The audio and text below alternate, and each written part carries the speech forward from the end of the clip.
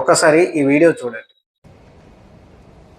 जिस प्रकार से डॉलर मजबूत होता जा रहा है, रुपया कमजोर होता जा रहा है, विश्व व्यापार में भारत टिक नहीं पाएगा। हमारे व्यापारी जो माल बाहर भेजते हैं, हमारे व्यापारी जो माल बाहर चलाते हैं, इस बोझ को सह नहीं पाएंगे।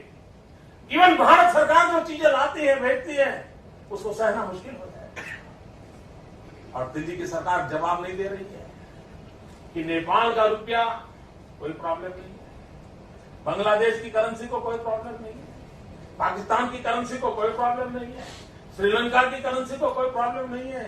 हमारे अड़ोस पड़ोस में छोटे छोटे देशों को भी डॉलर के मुकाबले में कोई नुकसान नहीं हो रहा है।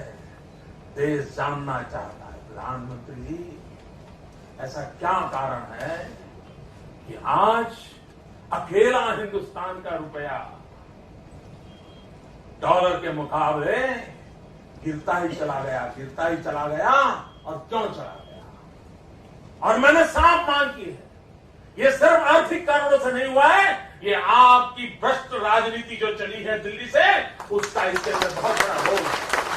बहुत गंभीरता से आरोप लगा रहा है। డాలర్ వాల్యూ 90 రూపాయలకు చేరింది। ఇంకా కొన్ని రోజులలో మన ప్రియతమ మోడీ గారి పుణ్యాన అది సెంచరీ కూడా కొట్టే అవకాశం స్పష్టంగా కనిపిస్తుంది। దీనికి కారణం ఏమంటారు?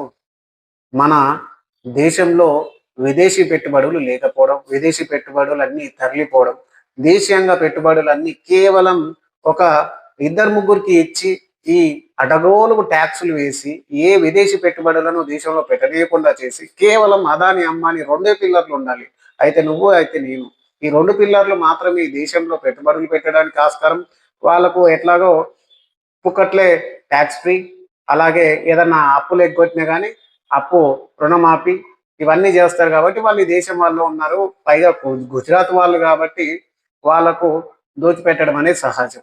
మరి రూపాయి వాల్యూ ఎందుకు పడిపోతుంది? విదేశీ పెట్టుబడులను ఆహ్వానించండి సార్, క్యా కారణ్ హై అన్నారు కదా, మేము కూడా అదే అడుగుతున్నాం సార్, క్యా కారణ్ హై? 90 రూపాయలకు చేరింది, ఏం చేస్తున్నారు సార్ మీరు? మీరు వచ్చిన తర్వాత దాదాపు 35 రూపాయల పైన పెరిగింది। క్యా కారణ్ హై మోడీ గారు? రూపాయ గిర్ జా రా హై, క్యా కారణ్ హై? ఇంకా అన్నం పెడతారయ్యా అంధభక్తులు అందరూ, ఒక్కసారి ఆలోచించండి।